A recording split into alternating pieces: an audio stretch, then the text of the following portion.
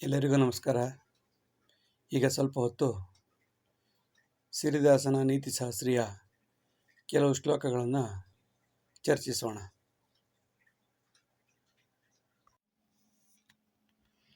ಪ್ರಜಾಪ್ರಭುತ್ವೇ ಸರ್ವತ್ರ ಜಾತ್ಯಾಧಾರಿತ ಶಾಸಕಃ ಆಶ್ವಾಸನಾರಂಭಚತುರಃ ಸ್ವಾರ್ಥಚಿಂತನ ತತ್ಪರಃ.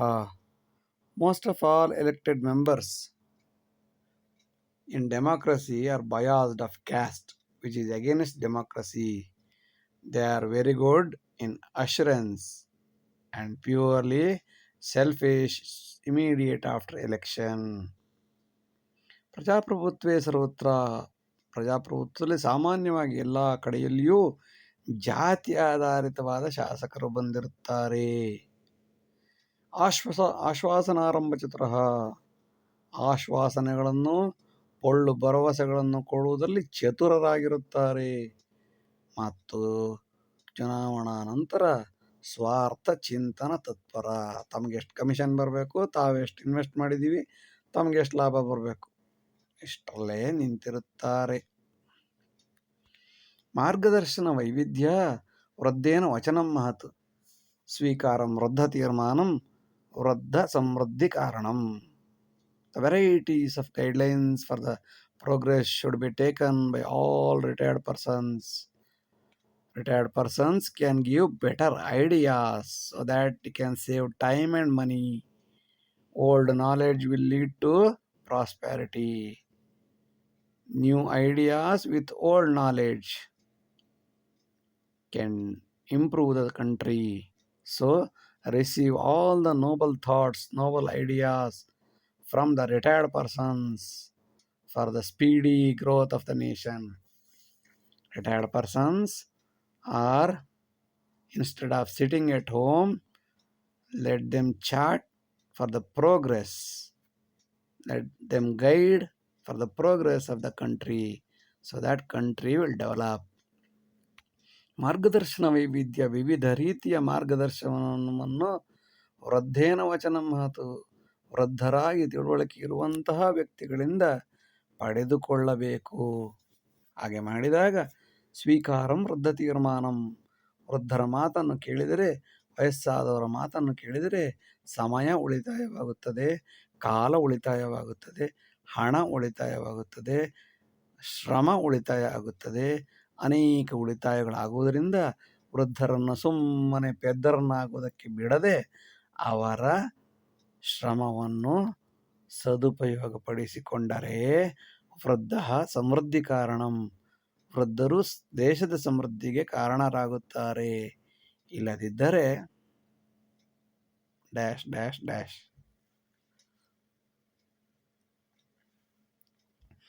ಸಾವಧಾನಾರ್ಜಿತಂ ವಿದ್ಯಾ ಸುಸ್ಥಿರೇ ಚ ಪ್ರಜೀವತಿ, ಅನುಕರಣಾಶ್ರಿತಂ ಜ್ಞಾನಂ ಕ್ಷಣೇ ನಶ್ಯತಿ ದಿಗ್ಭ್ರಮೆ.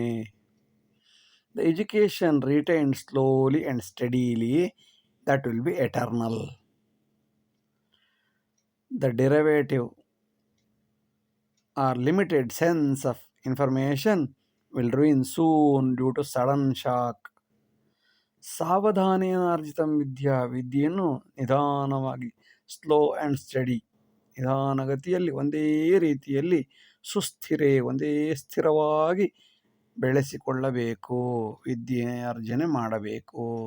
ಸಿಕ್ಕಿದ್ದ ಚಾನ್ಸ್ ಅಂದ್ರೆ ರಾತ್ರಿ ಬೆಳಕು ದಬ್ಬ ದಬ್ಬ ದಬ್ಬ ಓದ್ಬಿಟ್ಟು ಮರುದಿವಸ ಎಕ್ಸಾಮ್ ಬರೆದ್ಬಿಟ್ಟು, ಎಕ್ಸಾಮ್ ಬರೆದ ನಂತರ ಶಿಫ್ಟ್ ಡಿಲೀಟ್ ಎಂಟರ್, ಒಂದು ಅಕ್ಷರವೂ ತಲೆಯಲ್ಲಿ ಇರಬಾರದು ಎಂದು ಮಾಡುವ ವಿದ್ಯೆ ಎಂದೂ ಉಪಯೋಗಕ್ಕೆ ಬರುವುದಿಲ್ಲ. ಸಾವಧಾನವಾಗಿ, ಸ್ಟಡಿ ಆ್ಯಂಡ್ ಸ್ಲೋಲಿ ವಿದ್ಯೆಯನ್ನು ಕಲಿಬೇಕು. ಅನುಕರಣಾಶ್ರಿತಂ ಜ್ಞಾನಂ, ಯಾವಾಗಲೂ ಕಾಪಿ ಹೊಡೆದಂತಹ ವಿದ್ಯೆ ಕ್ಷಣೇ ನಶ್ಯತಿ ದಿಗ್ಭ್ರಮೆ, ಸಡನ್ ಶಾಕಾಗಿ ಎಲ್ಲ ಮರೆತು ಹೋಗುತ್ತೆ, ಏನು ನೆನಪಿರುವುದಿಲ್ಲ. ದೇಶೋ ನೈವ ವಿನಶ್ಯಂತಿ ಅಸೂಯಾಂ ಕಲಹೇನವ, ಏಕೈಕ ಕಾರಣಂ ತತ್ರ ಜ್ಞಾನಿನಾಂ ಮೌನ ಕಾರಣಂ. A country cannot collapse due to quarrel, a country cannot collapse due to jealousy or something else, but a country will collapse due to the acute silence of the noble people. ದೇಶೋ ನೈವ ವಿನಶ್ಯಂತಿ, ದೇಶವು ಹಾಳಾಗುವುದೇ ಇಲ್ಲ. ಯಾವುದರಿಂದ? ಅಸೂಯೆಯಿಂದ ಹಾಳಾಗುವುದಿಲ್ಲ, ಕಲಹದಿಂದ ಹಾಳಾಗುವುದಿಲ್ಲ, ಯುದ್ಧದಿಂದ ಹಾಳಾಗುವುದಿಲ್ಲ, ಯಾವುದರಿಂದಲೂ ಹಾಳಾಗುವುದಿಲ್ಲ. ಆದರೆ ಒಂದು ಕಾರಣದಿಂದ ಹಾಳಾಗುತ್ತವೆ. ಏನದು? ಜ್ಞಾನಿನ ಮೌನ ಕಾರಣಂ. ಒಳ್ಳೆಯ ವ್ಯಕ್ತಿಗಳು, ಶ್ರೇಷ್ಠರು, ಸಜ್ಜನರು ಸುಮ್ಮನಾಗಿ ಬಿಡುವುದರಿಂದ ಮೌನ ಕಾರಣಂ. ಇಡೀ ದೇಶ ಆಮೂಲಾಗ್ರವಾಗಿ ನಾಶ ಆಗುತ್ತದೆ. Vivekananda says, if all noble people keep quiet, idiots flourish. ದುರ್ಗುಣೋ ದುರಹಂಕಾರಿ ಪಶುವೃತ್ತಿ ಪರಂಪರಾ. ಮಾನಲಜ್ಜಾವಿಹೀನಸ್ಯ ಶಿಕ್ಷಣ ಕಿಂ ಕರಿಷ್ಯತಿ. The education will be meaningless to a person who has the following attitude, such as bad character, arrogance, egotism, animal behavior, shamelessness, no morality, so on and so forth. If it is so, then what is the use of education? ದುರ್ಗುಣೋ ದುರಹಂಕಾರ ಪಶುವೃತ್ತಿ ಪರಂಪರಾ. ಆ ರೀತಿಯಾದ ಅನೇಕ ಸಮಸ್ಯೆಗಳನ್ನು ತುಂಬಿಕೊಂಡ ದೇಹಿ ಮಾನವ. ಮಾನ ಲಜ್ಜಾವಿಹೀನಸ್ಯ, ಮಾನನೂ ಇಲ್ಲ, ಮರ್ಯಾದೆನೂ ಇಲ್ಲ, ಹೇಳಿದ್ದು ಕೇಳಲ್ಲ, ತನಗೂ ಬುದ್ಧಿ ಇಲ್ಲ. ಲಜ್ಜಾವಿಹೀನಸ್ಯ, ಅಂಥವರಿಗೆ ಕೊಟ್ಟ ಶಿಕ್ಷಣ ಏನು ಮಾಡೀತು? ಯಾವ ರೀತಿ ಸಮಾಜಕ್ಕೆ ಉಪಯೋಗಕ್ಕೆ ಬಂದೀತು? ಸುಭಾಷಿತ ರಸಾಸ್ವಾದೆ ಆಹಾರೋಪಿ ನ ರೋಚತೆ. ಸುಧಾಮೃತ ರಸಾಸ್ವಾದೆ ಪುನರ್ಜನ್ಮ ನ ವಿದ್ಯತೆ. Reading a good book or a statement of a person will keep away from the food. So good book, good ideology will live away from the food. Sometimes we sacrifice food to study a book, to read a book. Aharopi narochate. Not interested in food, but we will be interested in a deep novel reading, if that is really good. Nectar drinking, sudhamrita, amrita drinking will cease from the rebirth. ಸುಭಾಷಿತ ರಸಾಸ್ವಾದದಿಂದ ಆಹಾರವು ಕೂಡ ನರೋಚತೆ, ಬೇಡವೆನಿಸಬಹುದು. ಒಳ್ಳೆಯವರ ಮಾತು ಕೇಳ್ತಾ ಇದ್ದರೆ, ಒಳ್ಳೆ ಸಂಗೀತ ಕೇಳ್ತಾ ಇದ್ದರೆ, ಒಳ್ಳೆ ಪುಸ್ತಕ ಚೆನ್ನಾಗಿ ಓದ್ತಾ ಇದ್ದರೆ, ಡೀಪಾಗಿ ಮುಳುಗಿ ಹೋಗಿದ್ರೆ ಊಟನೂ ಬೇಡ, ತಿಂಡಿನೂ ಬೇಡ, ಏನೂ ಬೇಡ. ಅದೇ ರೀತಿ ಸುಧಾಮೃತ, ಸುಧಾ ಅಂದ್ರೆ ಅಮೃತ, ಅಮೃತವನ್ನು ರಸಾಸ್ವಾದನ ಮಾಡಿದರೆ ಪುನರ್ಜನ್ಮ ನ ವಿದ್ಯತೆ, ಮತ್ತೆ ಹುಟ್ಟುವುದಿಲ್ಲ, ಅಮರತ್ವ ಉಂಟಾಗುತ್ತದೆ. ನಿತ್ಯ ಸಜ್ಜನ ಸಂಪರ್ಕಾತ್ ಮನೋ ನಿಶ್ಚಲ ಸಾಧನಂ. ಕೋಪತಾಪ ವಿನಿರ್ಮುಕ್ತೋ ಅಂತಹ ಮುಕ್ತಿ ನಿರಂತರಂ. We have to be connected with noble personality every day for salvation. This will reduce anger and crime and thereby happiness or charm in the life. ನಿತ್ಯ ಸಜ್ಜನ ಸಂಪರ್ಕ, ಪ್ರತಿನಿತ್ಯ ಸಜ್ಜನರ ಸಹವಾಸ ಮಾಡು ಮನವೇ. ಸಜ್ಜನರ ಸಂಘವುದು ಹೆಜ್ಜೆಯನ್ನು ಸವಿದಂತೆ. ದಿನಕ್ಕೆ ಒಬ್ಬರನ್ನಾರು ಸಜ್ಜನರ ಸಂಪರ್ಕ ಮಾಡಬೇಕು. ಇದರಿಂದ ಮನೋನಿಶ್ಚಯ ಸಾಧನ, ಮನಸ್ಸು ನಿಯಂತ್ರಣಕ್ಕೆ ಬರುತ್ತದೆ, ನಿಶ್ಚಲವಾಗುತ್ತದೆ, ಕೋಪತಾಪಗಳು ಕಡಿಮೆಯಾಗುತ್ತವೆ. ಕೋಪತಾಪ ವಿನಿರ್ಮುಕ್ತ, ಅಂತಹ ಮುಕ್ತಿ ನಿರಂತರಂ. ಆ ನಂತರ ಅವನು ಮುಕ್ತಾತ್ಮನಾಗುತ್ತಾನೆ. ಸಜ್ಜನರಿಂದ ಸಹವಾಸದಿಂದ ಮಾತ್ರ ಮುಕ್ತಿ ಸಿಗಬಹುದೇ ಹೊರತು ದುರ್ಜನರ ಸಹವಾಸದಿಂದ ಸಾಧ್ಯವೇ ಇಲ್ಲ. ಸಕಲ ವೇದ ಸುಧಾಮೂರ್ತಿ ಸದಾ ಸಂಸ್ಕಾರ ಚಿಂತಕ ಅನಂತ ಸೇವಾ ಸಂತುಷ್ಟ ಮಾನವ ದೇವಧಾರ್ಮಿಕ ಮಾನವಾದೇವ ಧಾರ್ಮಿಕ. Provider of all kinds of services freely and who is always positive thinker is next to God, and he who is happy in social service is the real orthodoxy than any other. ಸಕಲ ದೇವಸುಧಾಮೂರ್ತಿ, ಸಕಲ ಸಕಲ ಸೇವಾ ಎಲ್ಲ ರೀತಿಯ ಸೇವೆಗಳನ್ನು ಮಾಡುವ ಅಮೃತದಂತೆ ಪವಿತ್ರವಾದ ಯಾವ ವ್ಯಕ್ತಿಯೂ ಸುಧಾಮೂರ್ತಿ ಸದಾ ಸಂಸ್ಕಾರ ಚಿಂತಕ. ಅವರು ಎಂಥವ್ರು ಯಾವಾಗಲೂ ಸಂಸ್ಕಾರದ ಬಗ್ಗೆ ಚಿಂತಕರಾಗಿರ್ತಾರೆ. ಇವ್ರ ಉದ್ದೇಶ ಏನೋ ಅನಂತ ಸೇವಾ ಸಂತುಷ್ಟ. ಇವರು ಸಮಾಧಾನ ಖುಷಿಯಾಗೋದು ಯಾವಾಗ? ಒಂದಲ್ಲ ಒಂದು ರೀತಿಯ ಸಮಾಜ ಸೇವೆ ಮಾಡಿದಾಗ ಮಾತ್ರ ಇವರಿಗೆ ಖುಷಿಯಾಗುವುದು. ಇವರನ್ನು ದೇವರೆಂದೇ ಕರೆಯಬಹುದು, ಅಥವಾ ಮಾನವ ದೇವರು ಎಂದು ಕರೆಯಬಹುದು, ಅಥವಾ ನಿಜವಾದ ಧಾರ್ಮಿಕ ವ್ಯಕ್ತಿಗಳೆಂದು ಇವರನ್ನು ಮಾನವರಲ್ಲೇ ದೇವದೇವ ಎಂದು ಕರೆಯಬಹುದಾದ ಧಾರ್ಮಿಕ ವ್ಯಕ್ತಿಗಳೆಂದು ಕರೆಯಬಹುದು.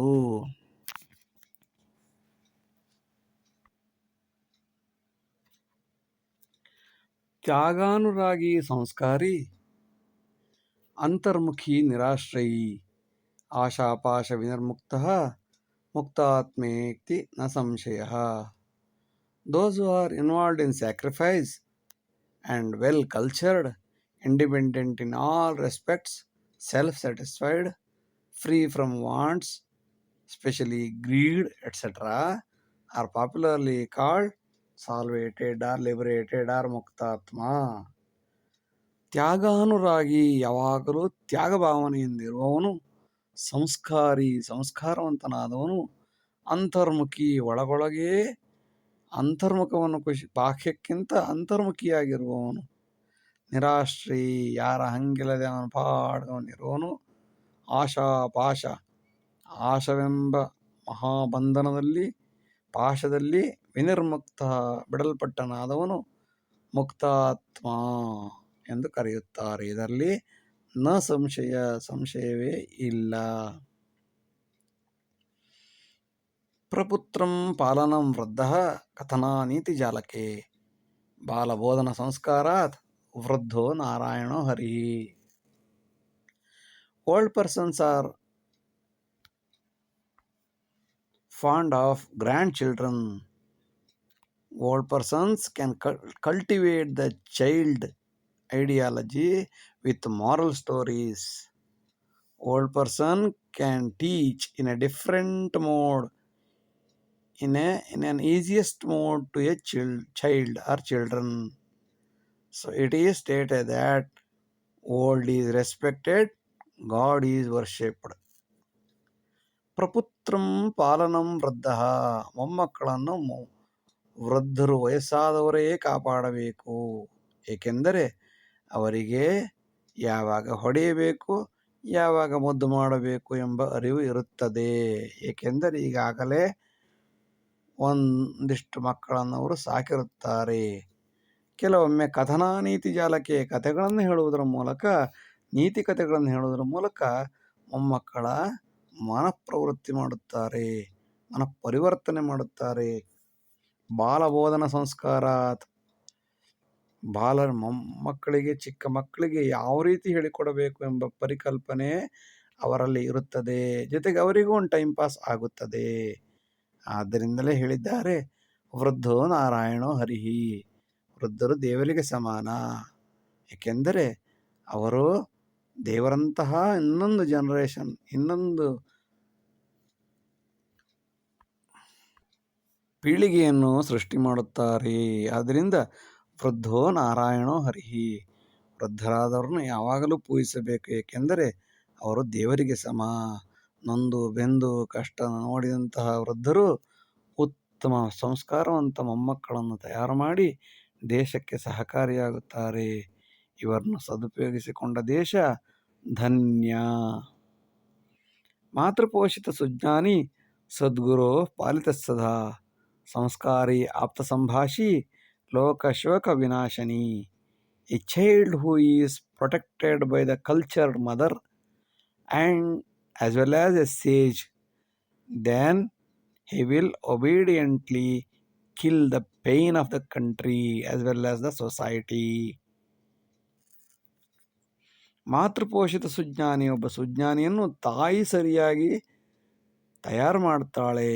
ಜೊತೆಗೆ ಸರಿಯಾದ ಗುರುಗಳು ಸಿಕ್ಕಿದರೆ, ತಾಯಿ ಮತ್ತು ಗುರುಗಳು ಇಬ್ಬರೂ ಉತ್ತಮರಾದವರು ಸಿಕ್ಕಿದರೆ, ಸದ್ಗುರೋ ಪಾಲಿತ ಸದಾ, ಸದ್ಗುರುವಿನಿಂದ ಪಾಲಿಸಲ್ಪಟ್ಟ ಮಾತೃಪೋಷಿಸಲ್ಪಟ್ಟ ಯಾವ ಜ್ಞಾನಿ ಇದ್ದರೆ ಅವನು ಸಂಸ್ಕಾರಿಯಾಗುತ್ತಾನೆ, ಆಪ್ತ ಸಂಭಾಷಿಯಾಗುತ್ತಾನೆ, ಎಲ್ಲರನ್ನೂ ಮುದ್ದಾಗಿ ನೋಡಿಕೊಳ್ಳುತ್ತಾನೆ, ಲೋಕಶೋಕವನ್ನು ನಾಶನ ಮಾಡುತ್ತಾನೆ. ಮುಕ್ತ ಶುಲ್ಕ ಸಮಾವಸ್ತ್ರೇ ಮಧ್ಯಾಹ್ನೆ ಭೋಜನೋಚಿತಂ ವಿಹಿತೇನಾಕ್ಷರಜ್ಞಾನಂ ದುರಂತೆ ಶಿಕ್ಷಣೋನ್ನತಿ.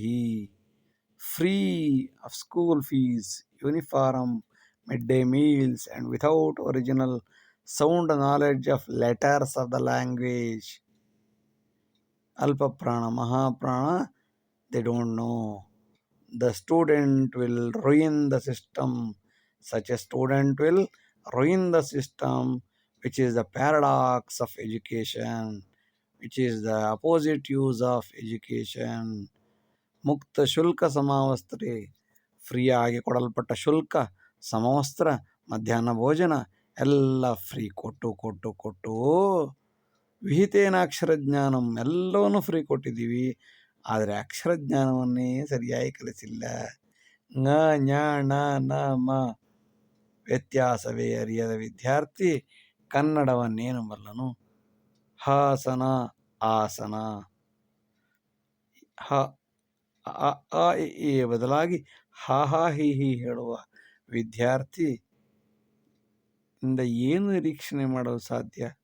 ಭಾಷಾ ಸ್ಪಷ್ಟತೆ ಇಲ್ಲದ ಯಾವ ಪದವಿ ದೇಶವನ್ನೇನು ಮಾಡಿತು? ವಿಹಿತೇನಾಕ್ಷರ ಜ್ಞಾನಂ ಶಿಕ್ಷಣೋನ್ನತಿ ದುರಂತಂ ಶಿಕ್ಷಣೋನ್ನತಿ.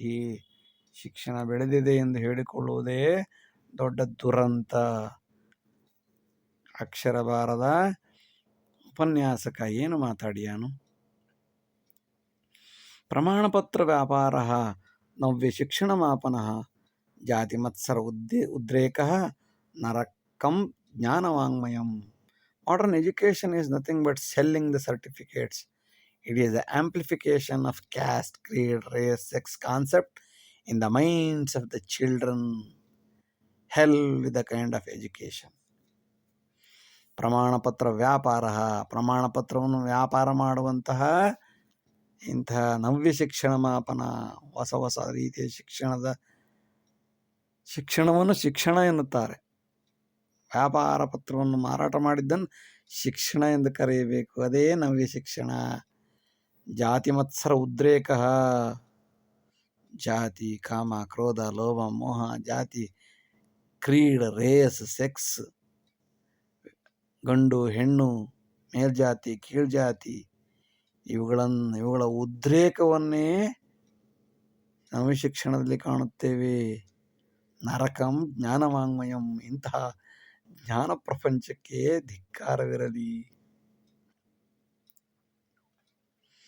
ವಿಷಯಾಸಕ್ತ ಭೋಗೀನಾಂ ಆಕರ್ಷೇತಿ ಮಾಧ್ಯಮಃ ಅನುಭೋಗಿ ವಿನಾಶಾರ್ಥೆ ರಚಿತಂ ಕಾರ್ಯಸಂಕುಲಂ. The media will attract the lust easily. It will certainly raise the consumerism and greed in the minds of the consumers and known for attraction. ವಿಷಯಾಸಕ್ತ ಭೋಗಿನಾಂ ಆಕರ್ಷೇತಿ ಮಾಧ್ಯಮ. ಅನೇಕ ಮಾಧ್ಯಮಗಳು ಐಹಿಕ ಭೋಗ ಆಸಕ್ತಿಯನ್ನು ಹೆಚ್ಚಿಸುತ್ತವೆ. ಕಾಮಕ್ರೋಧಾದಿ ಉಲ್ಬಣ ಆಗುವುದಕ್ಕೆ ಕಾರಣ ಮುಖ್ಯವಾಗಿ ಅನೇಕ ರೀತಿಯ ಮಾಧ್ಯಮಗಳು. ವಸ್ತುಗಳನ್ನು ಕೊಂಡುಕೊಳ್ಳಬೇಕು ಅಂತ ದುರಾಸೆ ಬರ್ತಿರೋದು ಮಾಧ್ಯಮಗಳಿಂದ. ಅನುಭೋಗಿ ವಿನಾಶಾರ್ಥ, ಇದರಿಂದ ತನ್ನ ದುಡಿದ ದುಡ್ಡಿನ ಸಂಪಾದನೆಯಲ್ಲೆಲ್ಲವನ್ನು ಅನುಭೋಗದ ವಸ್ತುಗಳ ಮೇಲೆ ಹಾಕಿ ಆ ವಸ್ತುಗಳು ಉಪಯೋಗಕ್ಕೆ ಬರದೆ ಅದನ್ನು ಬಿಸಾಕಿ ದುಡಿದ ಹಣವನ್ನು ಹೊಳೆಯಲ್ಲಿ ಹುಣಸೆಹಣ್ಣು ಕದರಿದಂತೆ ಕದರಿಬಿಡುತ್ತಾನೆ. ರಚಿತಂ ಕಾರ್ಯಸಂಕುಲಂ. ಇಲ್ಲಿ ಅನೇಕರು ಒಗ್ಗಟ್ಟಾಗಿ ಜನರನ್ನು ಮಾಧ್ಯಮದ ಮೂಲಕ ಮರುಳರನ್ನಾಗಿ ಮಾಡುತ್ತಿದ್ದಾರೆ. ಎಚ್ಚರವಿರಬೇಕು. ಅನೇಕ ಶಾಸಕಾನಂತೂ ಅಪ್ರಯೋಜಕ ಮತ್ಸರೈ ಯೋಜನಂ ಸ್ವಾರ್ಥಲಾಭಾಯ ಜನೋದ್ಧಾರಂ ಯಥಾಸ್ಥಿತಿ. Many elected members are really useless, who are elected by muscle power, money power, mind power, etc. They won't do anything for the society, but sometimes they do. It is because of their prosperity and not the prosperity of the society. They are known for exactly selfishness. ಅನೇಕ ಶಾಸಕನಂತೂ ಅನೇಕ ಶಾಸಕರು ಅಪ್ರಯೋಜಕರಾಗಿದ್ದಾರೆ, ಜೊತೆಗೆ ಮಾತ್ಸರ್ಯವುಳ್ಳವರಂದು ಆಗಿರುತ್ತಾರೆ. ಹೊಟ್ಟೆಯ ಕಿಚ್ಚಿನಲ್ಲಿ ಕುದ್ದು ಉರಿದು ಬೆಂದು ಕುಣಿತಾ ಇರ್ತಾರೆ. ಯೋಜನೆ ಸ್ವಾರ್ಥ ಲಾಭ. ಅಕಸ್ಮಾತ್ ಒಂದಲ್ಲ ಒಂದು ಯೋಜನೆ ಮಾಡಿದರು ಅಂತಾದರೆ ಅದು ಕೇವಲ ಸ್ವಾರ್ಥಕ್ಕೆ ಹೊರತು ಸಮಾಜಕ್ಕಲ್ಲ. ಜನೋದ್ಧಾರಂ ಯಥಾಸ್ಥಿತಿ. ಹಾಗಾದರೆ ಜನರು ಉದ್ಧಾರ ಆಯ್ತಾ ಕೇಳಿದ್ರೆ ಮೊದಲು ಹೇಗಿದ್ದರು ಈಗಲೂ ಹಾಗೇ ಇದ್ದಾರೆ. ಅವರವ್ರ ಜೀವನ ಅವರವರೇ ಮಾಡ್ಕೊಳ್ತಾರೆ ಅಂತಾದರೆ ಅಂತಹ ಶಾಸಕರಿಂದ ಯಾವ ಪ್ರಜಾಪ್ರಭುತ್ವ ನಿರೀಕ್ಷಣೆ ಮಾಡಲು ಸಾಧ್ಯ? ಸರ್ವಕೋಟಿ ನಿಯುಜ್ಯೇಪಿ ವಾಕ್ಯಾರ್ಥ ಜ್ಞಾನ ದುಸ್ಥಿತಿ. ಅಶಿಕ್ಷಿತೋ ಜನಪದಾಃ ಕಾವ್ಯ ವಿಶ್ಲೇಷಪಾರಗಾಃ.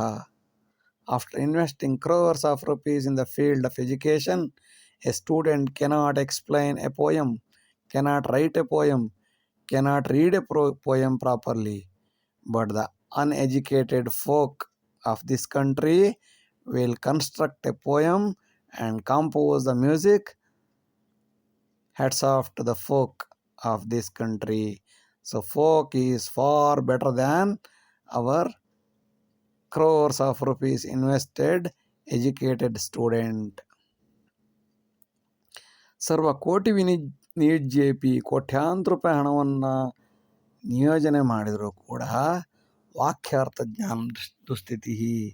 ನೆಟ್ಗೊಂದು ಸೆಂಟೆನ್ಸ್ ಓದಕ್ಕೆ ಬರಲ್ಲ, ಒಂದು ವಾಕ್ಯ ಮಾಡೋಕ್ಕೆ ಬರಲ್ಲ, ಮೂಲ ಭಾಷೆಯ ಮೂಲ ಜ್ಞಾನ ಇರುವುದಿಲ್ಲ.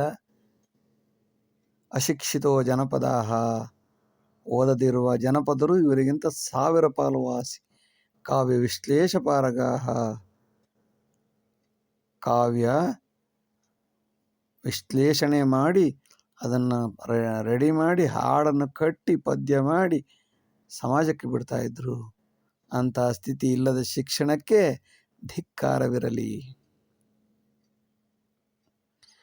ನವ ವಿದ್ಯಾರ್ಜನಂ ಜ್ಞಾನಂ ಕೇವಲಂ ಅನ್ನ ಸಾಧನಂ. ಜ್ಞಾನಂತು ಅಪರಂ ವಿದ್ಧಿ ಧನ ನಿಸ್ವಾರ್ಥ ಸಂಪದಾ.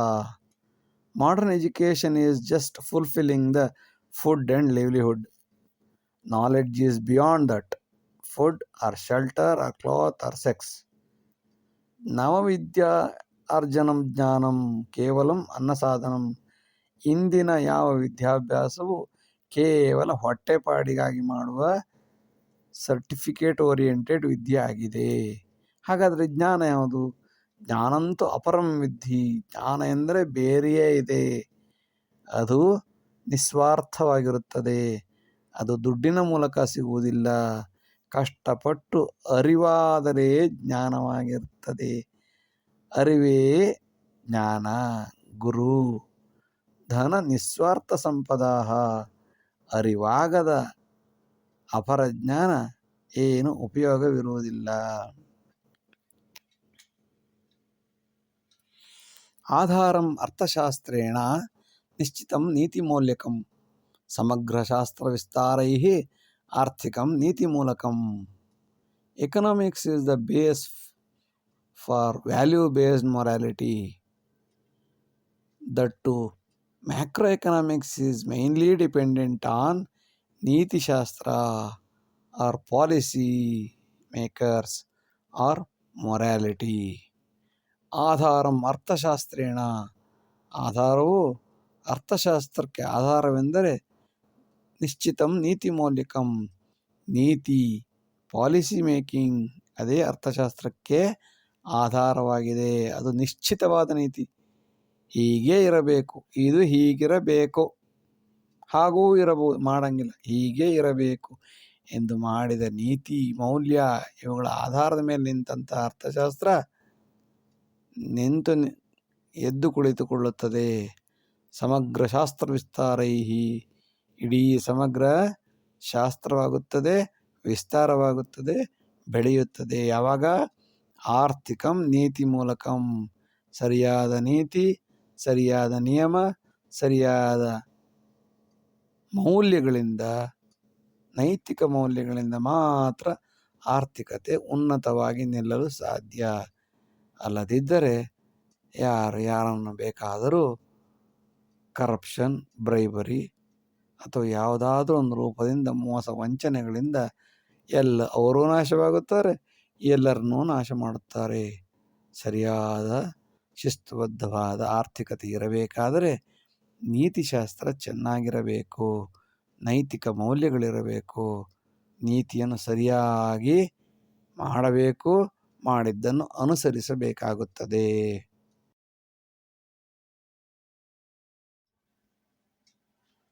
ಕ್ರೌರ್ಯ ಕಾಮಾದಿ ಉತ್ಕರ್ಷಾತ್ ಕಲಾಮೌಲ್ಯಂ ವಿನಾಶನಂ.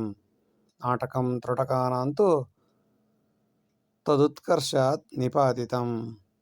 If we exaggerate the sex and crime in the art and culture, it will be hurry to ruin, or it will destroy within a short span of time. For example, our folklore, our dramas, our yakshaganas, our variety of musics are ruined, are destroyed, because even movies also, even film also, they lost their original respect nowadays. It is due to the exaggeration of sex and crime. Dramas, traditional music, etc. are the best examples for this. ಕ್ರೌರ್ಯ ಕಾಮಾದಿ ಉತ್ಕರ್ಷಾತ್. ಕ್ರೌರ್ಯ, ಕಾಮ, ಕೊಲೆ, ಸುಲಿಗೆ, ಅತ್ಯಾಚಾರ, ಅನಾಚಾರವನ್ನು ಹೆಚ್ಚು ಹೆಚ್ಚು ತೋರಿಸಿದ್ದರಿಂದ ಕಲಾ ಮಾಧ್ಯಮವು ಮೌಲ್ಯವನ್ನು ಕಳೆದುಕೊಳ್ಳುತ್ತದೆ, ಗೌರವವನ್ನು ಕಳೆದುಕೊಳ್ಳುತ್ತದೆ. ನಾಟಕ, ತ್ರೋಟಕ, ಅನೇಕ ಫೈನ್ ಆರ್ಟ್ಸ್, ಕಲಾ ಮಾಧ್ಯಮಗಳು ಇಂದು ನಾಶವಾಗುತ್ತಿರುವ ಮುಖ್ಯ ಕಾರಣವೆಂದರೆ ಅಲ್ಲಿ ಕಾಮ ಮತ್ತು ಕ್ರೌರ್ಯದ ಉತ್ಕರ್ಷೆ. ತದುತ್ಕರ್ಷಾತ್ ನಿಪಾತಿತಂ. ಅಂತಹ ಉತ್ಕರ್ಷದಿಂದಲೇ ಅವು ಹಾಳಾಗಿ ಹೋಗಿವೆ. ಅಸೂಯಾಲಸ್ಯ ದುರ್ಮೂಲಂ ಅಹಂಕಾರಾದಿ ಸಂವೃತಂ. ಅವಿಚಾರಾದ ಅಲ್ಪಬುದ್ಧಿಶ್ಚ ಅಜ್ಞಾನಿ ಸರ್ವನಾಶಕಃ. One who is encircled with the lethargic, lazy or arrogance, egotism, etc.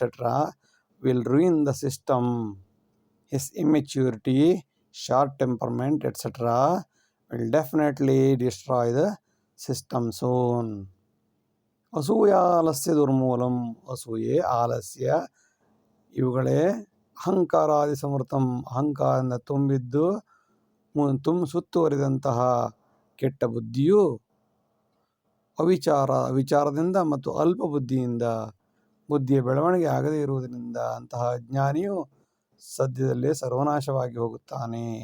ಇಷ್ಟು ಹೊತ್ತು ವಿಡಿಯೋ ನೋಡಿದ್ದಕ್ಕಾಗಿ ಧನ್ಯವಾದಗಳು.